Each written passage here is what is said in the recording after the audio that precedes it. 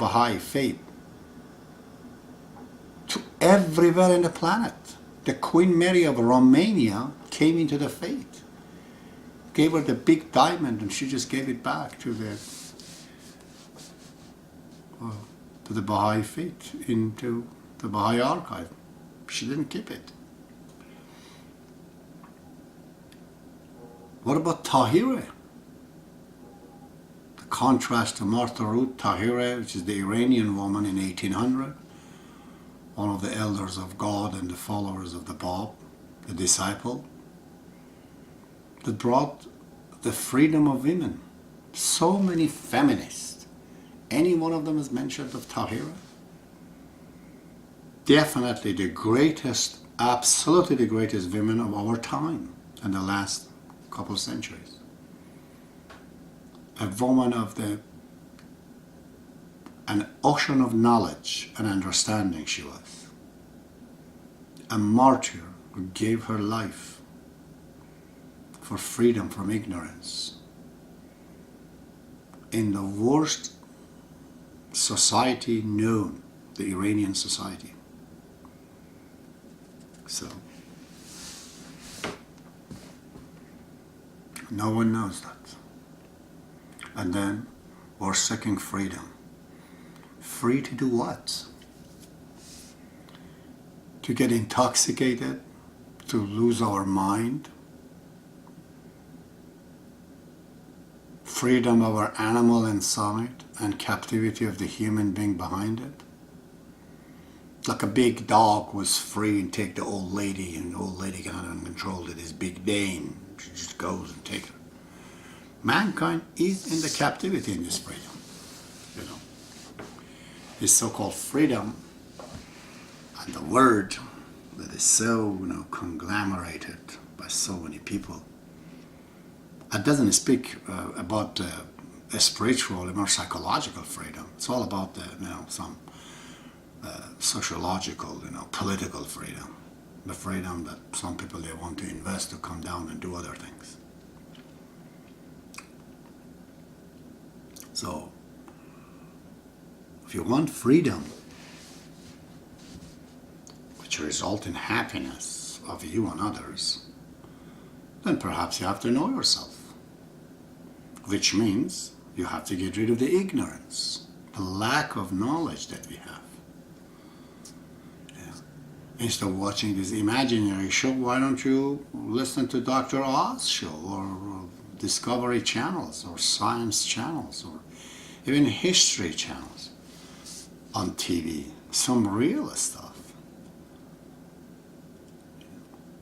Sure, an imagination could be a prelude to discovery and to thinking, such as, the novels of Jules Verne's, when he wrote, 20,000 Leagues Under the Sea, or Going Around the World in 80 Days, or Traveling to the Moon. Those kind of imaginary science fiction can enhance our mind to think, and give us ideas. But going way beyond the possibilities and creating all this pseudo spiritual thing else is still, people are in the grip, they don't know in this 20th century that Satan doesn't exist really. Abdu'l-Baha came in the United States, he told them, lack of light is the darkness. There's no darkness. Darkness does not have an existence. What is not existing is the light. In this case, if the knowledge and understanding exists, there's no ignorance. Therefore, there is no Satan of ignorance. But look at how many movies they make. Exorcism, for example. I've watched many of these movies to find out how wrong people can go. So we have to know ourselves. If the result of this freedom, the final climax of it is democracy that we have. What does democracy do? With thousands of thieves, ignorant, crack users, They get together under the umbrella or ethics of the democracy, and they elect a body and a government. What would that be? You can imagine who the hero would be among them, who the government would be. Al Capone would be their governor, their president. This is a prime directive in any given society. Always, always and always, only few are knowledgeable. The majority are not.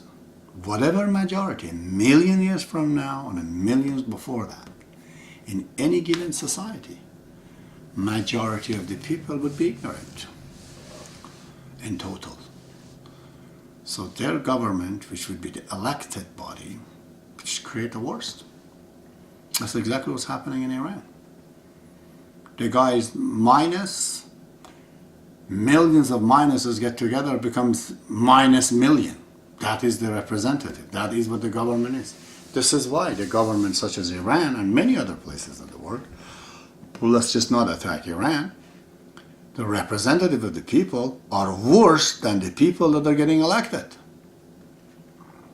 An individual Chinese gives more respect and freedom to people than their own government. They want to restrict people. Or many other countries. Now it's getting a little bit better, but so democracy, they think, is everything.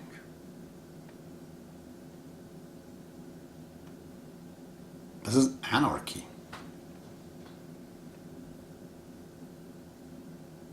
Because there's no pattern. It's like I'm building a house here, and I have no idea. There's no criteria to say who's builder, who's not. And then there's no rule what to build, what to not. So you build the building and it falls down overnight over your head and kills you. But then there's a city hall in the West that says, no, it has to be engineered in such and such a way, and the people have to have license in such and such a way in order to do something that, lasts.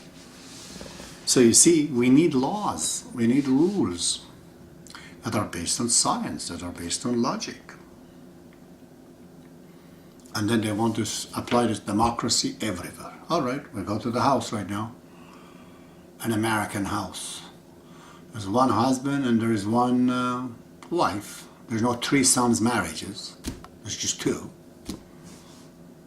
How can you apply democracy between two people? How are you going to get a vote between two people? One say yes, one say no. What do we do? Children watching this, you say, Mom, go towards the mom or go towards dad. So democracy is the killer of the family.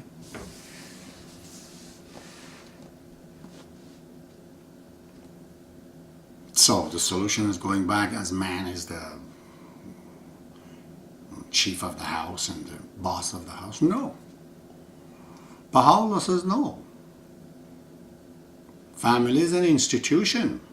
It has to have a government. It has to have some rules, some laws. But based on that, they come together. No laws and no rules in any country right now that I know tells that based on the book and constitution how a husband and wife should behave towards each other. There's no such things. This is on the realm of Baha'u'llah. And Baha'u'llah says that these are what an individual should do in order not to hurt others. So when these two people get together in the Baha'i marriage, they are under the virtual rule, virtual principles of Baha'u'llah. There's no fight over drinking because these people were Baha'is and they did not believe in drinking or drug or cheating or tax evasions. So those are not the topics of the disputes. This is the freedom. But now you're saying, no, none of these things. We know what to do, whatever we want to do, and they just go on, bang, bang, bang, they fail. Children's become under the dysfunctional family, they're all, disillusions. The entire race is dying out, and there's no help. Because everybody's thinking, even the president is thinking, all he's thinking, his main concern is that, what should he do to get elected next time? After that, what's his legacy should be. Doesn't really think about people, you know. What's freedom? But democracy. Democracy doing what? Now, should we go back to Christianity and Islam and all those patterns? Of course not. But can't. It's like a toothpaste. It's out of the container. It can't go back. We are grown out of those things. There is a solution. It's called Baha'i faith. One of the biggest suffering of man, at least today, is the captivity under the religious authorities. Look at Iran, look at Afghanistan, look at Pakistan, look at Saudi Arabia, look at, Emirate, look at Kuwait, look at some other Christian countries. They're all suffering. Look at certain guys who's dressing like clown. He says that I am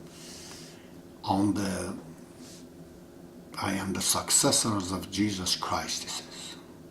And this guy says, I am the embodiment of the Prophet of Islam, Muhammad. And he gets all the people together. And they make them many, many divisions among them, and they're all fighting. Baha'u'llah says, no more captivity of religion. Baha'is are going to elect their own priest in a city, in a country, and in the world, under the world order of Baha'u'llah. So freedom is a knowledge of self. What are the fulfillment of your desires? So you have to know who you are. A 10 years old kid cannot plan for his freedom because he doesn't know even what sex is. The rest of us who are grown up, we think we are grown up physically, but spiritually and mentally and psychologically and sociologically, we are very, very much like the oblivious children. We don't know even what we need. We think all we need is to bang on everybody's head to grab their money. We don't even understand. Hurting others begins with you hurting yourself. The moment you decide to hurt somebody is the knife you have to take passed through your body going into his. You hurt him, you come overnight, you have no good sleep.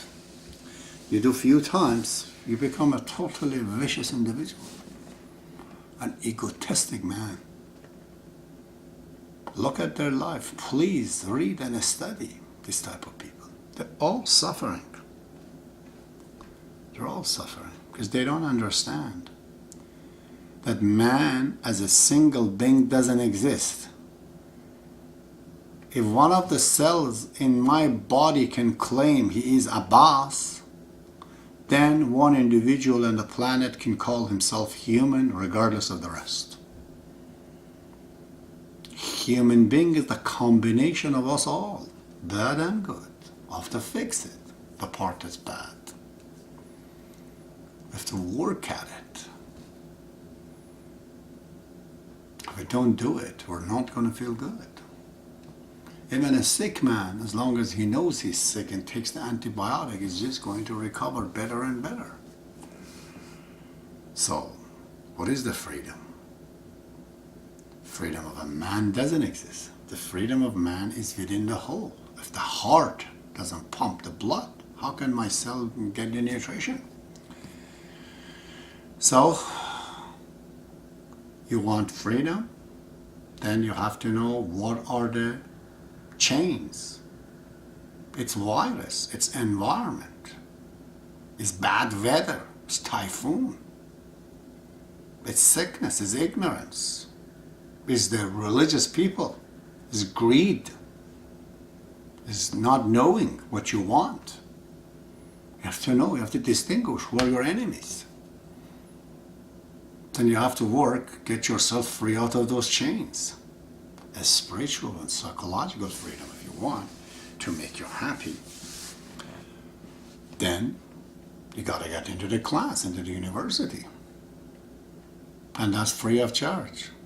Baha'u'llah says, come, install my window on your brain, no money.